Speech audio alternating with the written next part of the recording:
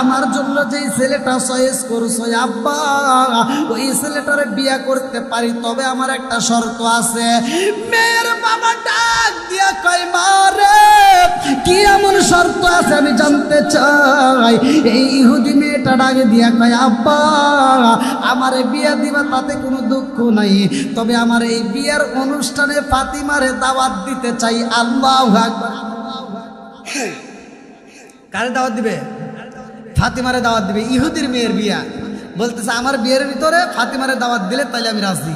এবার মেয়ের বাবা ডাক দিয়ে কয় মা এটা কি সম্ভব? হেরা হইল মুসলমান, আমরা হইলাম ইহুদি, এদের সাথে কি আমাদের কোনো মিল আছে? আর হেরা যে গরিব, আমাদের হাতে কোনো মিল নাই।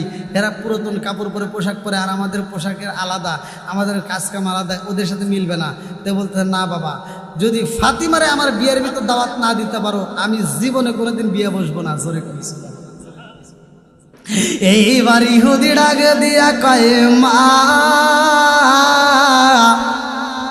এত সুন্দর একটা ছেলে পাইছি রে মা, তুমি শর্ত দিছো ফাতিমারে দাওয়াত দিতে হইব, আমিও একটা শর্ত দেব, রাজি আসনি? বলে কি এমন শর্ত? বলে মা গো ফাতিমারে দাওয়াত দিতে পারি, তবে শর্ত হইল আমার বাড়িতে কোনো পুরাতন পোশাক চলবে না, নতুন পোশাক পরে আসতে হবে, দামি পোশাক লাগবে। আল্লাহু আকবার। এইবারে খাতুনে জান্নাত মা ফাতিমার তো ভালো কাপড় নাই।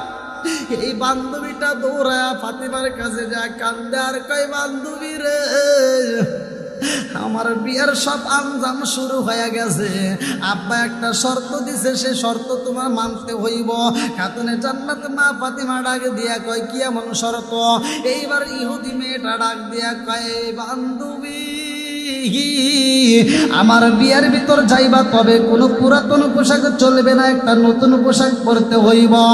কাতুলে জান্নাত মা ফাতিমা দুইটা চোখের পানি সাইরা দিয়া কান্দে আর কয় বান্ধবী রে